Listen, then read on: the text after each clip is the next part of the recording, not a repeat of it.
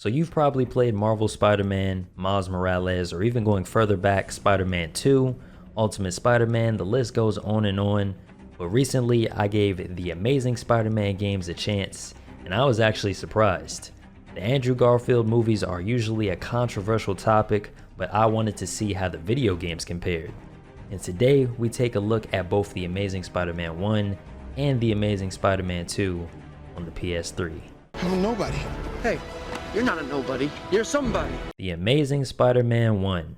Now right off the rip I thought to myself, how could you possibly make a game about the first movie? If you remember, half of the movie is strictly Peter Parker and I guess like his origin story to becoming Spider-Man, and I personally didn't like Andrew Garfield's Peter Parker sections, but his Spider-Man scenes were okay for the most part, and thankfully Beenox, which are the developers for this game, were pretty much on the same page. On June 26, 2012, Activision published The Amazing Spider-Man 1 on PS3, Xbox 360, Wii, and Nintendo DS. The game was released one full week before the movie even came out, but it didn't use anything from the script of the movie. Instead, it was set up as a spin-off sequel where Alistair Smythe is the new leader of Oscorp.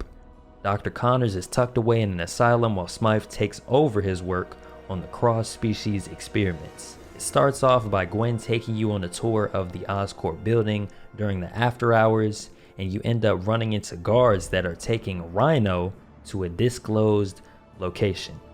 And then all of a sudden, Rhino's senses start tingling. He knows you're behind him. He tries to attack you and Gwen, but luckily there was an electric force field that stopped him, and the guards finally got control of him again.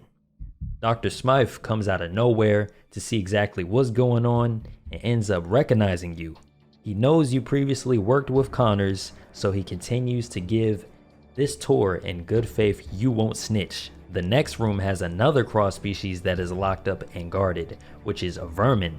Smythe's plan was to get rid of all of the cross species by the end of the night because of how dangerous and contagious they are. But even Vermin decided to jump at you when you got a little too close to his container. They end up heading to the bottom floor of that same room, and you see Iguana and Scorpion in cryogenic tubes. Scorpion wakes up as soon as you stand next to his tube and ends up breaking out along with every other cross species in that building. Since Spider-Man is cross species as well, his presence triggered all of them, and that was the start of the outbreak. The cross species infected all of the workers in the Oscorp building, including Gwen and Smythe, so Spider-Man needed to find a way to stop the spread of the infection and find a cure. The infected Oscorp workers went to a quarantine room while Spider-Man goes to Dr. Connors for help. You break Dr. Connors out of that asylum and you bring him to your apartment to help create an antidote for the outbreak. That's pretty much the main idea of the story. I don't want to spoil too much just in case you haven't played the game, but overall I do like the original storyline. I thought it was pretty decent, and it actually kind of is fitting to play today because of everything that is going on with our own global pandemic. Basically another instance of life imitating art, which is crazy. And speaking of imitation, there were a lot of references throughout this game. One of them being about Batman while you're in an asylum. Always insisted I focus on bats instead of reptiles for some reason. No Batman out there, Doc. That's just ridiculous. The reason I pointed this out is, for one, it's a dope reference to Batman, and two, the game is heavily influenced by Batman Arkham Asylum, which came out 3 years prior. You can see the direct influence in the combat, the suit damage over time, the stealth takedowns, and a whole lot more in the actual gameplay. Now, I personally love the Batman games, so anything that gives me that type of feel is automatically going to have my attention. The combat is super smooth and flows just right. You can use objects in your environment during combat to do AoE damage across multiple enemies.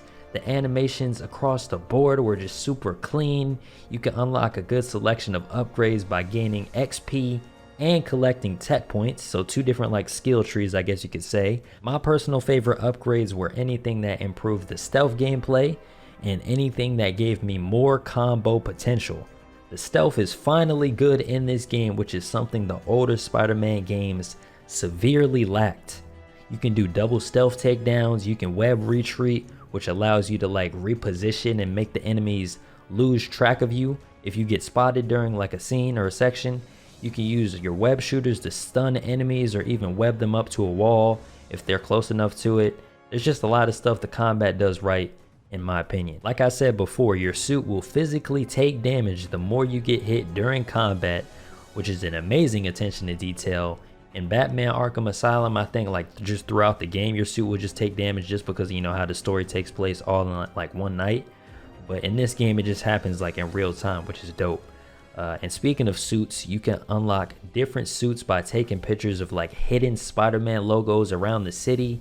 The overall suit designs are like super clean, but there really aren't that many that you can unlock compared to like Marvel Spider-Man, of course. The graphics, however, still look incredible for a game that was released almost 10 years, or no, actually, yeah, it was released 10 years ago. The HUD is minimalistic, just like with the mini map and the phone being in the bottom right corner.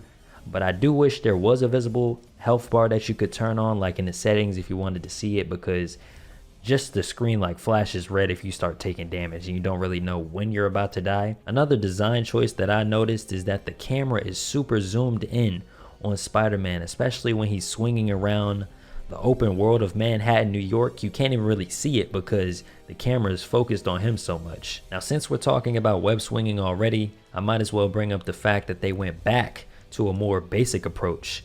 You go back to holding down R2 to swing instead of just tapping it for like individual webs. So it's kind of like the Spider-Man movie game. They do introduce the web rush mode, which allows you to slow down time by pressing R1 and pinpoint what you want to do in that situation.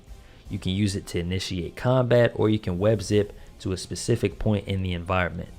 One of those web zips can lead you straight to a comic book page, which are scattered around the open world.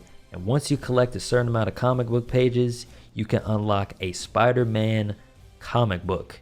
And I thought this was a fire collectible idea because I haven't read any of the Spider-Man comics before, and this gives me a way to check some of them out. Besides the comic book pages, you can collect magazines, Oscorp manuals, tech pieces, audio evidence, and you can take specific objective related pictures during the missions that you play.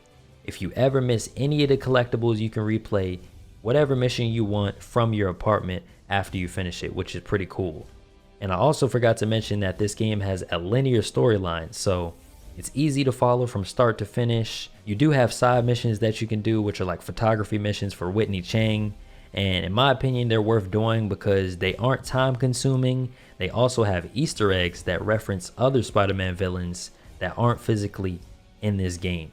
And on top of the side missions, you can have activities you can do around the city, such as petty crimes, extreme challenges, stopping high-speed chases, police deadlocks, and helping infected citizens. The boss fights are solid for the most part, especially when you start fighting big-ass Alaskan bullworms from SpongeBob and other crazy enemies. There are 2 side bosses that you can fight by entering the sewers at like different points in the game. But the only downside is that these boss fight areas are usually pretty demanding, so I ran into a good amount of glitches, FPS drops, and crashes. I had a glitch where I was running in place and then I restarted the section to stop running in place just to end up in a T-pose. Luckily the game has an autosave feature, so it doesn't hurt too bad when it crashes or like glitches out. But once you beat the game, you can resume any of the open world activities you want or side missions that you missed out on, and you can also select the time of day or look you want the city to have when you're free roaming from your apartment, which is dope. And last but not least, let's talk about the audio. They finally decided to add a subtitle feature. It took a long time, but they did it. There are good options for adjusting the audio sliders. The soundtrack was enjoyable whether you were swinging through the city or you were in combat, a boss fight, anything like that. The only negative is that the game did not feature the movie's actors as voice actors. They had Stan Lee do some voice acting, which was cool. They had Bruce Campbell as the extreme reporter, you know, during the extreme challenges. And I guess it really doesn't matter too much since it doesn't follow the movie. but I thought it would have been nice to have the movie actors be a part of this still. Overall, I would 100% recommend you check out The Amazing Spider-Man 1 if you've never played it before. It was a fun experience, especially with it having an original storyline, but now we have to unfortunately talk about the follow-up for this game, The Amazing Spider-Man 2. Man, I thought this sequel was going to be fire. They had more to work with in terms of villains, action, story from the movie, but instead Beenox decided to release a watered down version of the first game. Now I can't put 100% of the blame on them because they probably had less time to develop it. There was barely even a 2-year turnaround time between The Amazing Spider-Man 1 and The Amazing Spider-Man 2, but I still feel like this was a big downgrade across the board. The story tried to be original, but it also used stuff from the movie at the same time. It had the same problem as the Spider-Man 3 game. There was just too much going on and not a lot of it made sense. There are only 14 missions in this game, and out of those 14 missions, there are 8 boss fights. Out of those 8 boss fights, 3 of them were decent. They tried to cram too many storylines and villains into 4 to 5 hours of gameplay. They also added Peter Parker sections, which slowed things down a lot. And the Andrew Garfield model, I don't know who that is supposed to be. It looks like a young version of Frank West from Dead Rising, if I'm being honest. The city design was changed to be more dull and like boring for some reason. Everything almost looked exactly the same when you're free roaming. The graphics also took a major hit, and even the UI doesn't look as clean. They did finally add a health bar, which I liked, but they swapped automatic healing for manual healing, and that slowed things down, on top of the combat already being much slower paced in this game compared to the first one. There are less animations, and just they aren't as smooth as the first game. Then they made stealth useless because of how close you have to be for a stealth takedown, or really anything in the web rush mode. You have to be mad close for it to pick anything up. The upgrade system has way less upgrades, and most of the upgrades are things you would already have by default in the first game. The voice acting and the voice lines somehow got worse, and during combat there are just too many repeated voice lines. That's where I noticed it the most. The Kingpin boss fight, the man says the same fat jokes 100 times and it just gets super annoying. And they also added like pointless dialogue options that don't change how the story goes at all, so they're just there just to be there and waste your time. They even took away the web retreat ability for some reason, which doesn't make any sense. The web swinging feels inefficient in my opinion, don't like connect really most of the time. I feel like there's less like points you can stick to for some reason. I could really go on for like another 10 minutes, but I don't want to waste your time. All you have to know is watered down across the board. The only things I can say good about this game is that the soundtrack was fire, the suits look cool, and Stan Lee is back again. That's really all I got. Overall, I would say don't play this game at all. The best part gameplay wise would be probably the Green Goblin boss fight. Look that boss fight up on YouTube. Other than that, save your time. Now, one more thing I will say about both of these games is that they are really, really easy. The AI isn't challenging at all, especially in The Amazing Spider-Man 2. I only died 2 times while playing the second game, and that was from getting one-shotted both times. I never really struggled with a boss fight because like most of them would not fight back at all. So if you do play these, I recommend putting it on the highest difficulty. Other than that, hopefully you guys did enjoy today's video. Let me know what you guys think of the Amazing Spider-Man games in the comments. And next up, I'll be playing Marvel's Spider-Man for the first time. So tune into the second channel for that, and I'll probably have a video on the main channel as well about it. Make sure you drop a like on this video if you enjoyed it. Subscribe to the channel if you're new. And thank you guys so much for watching, man. I'll see you guys all in the next one. Peace.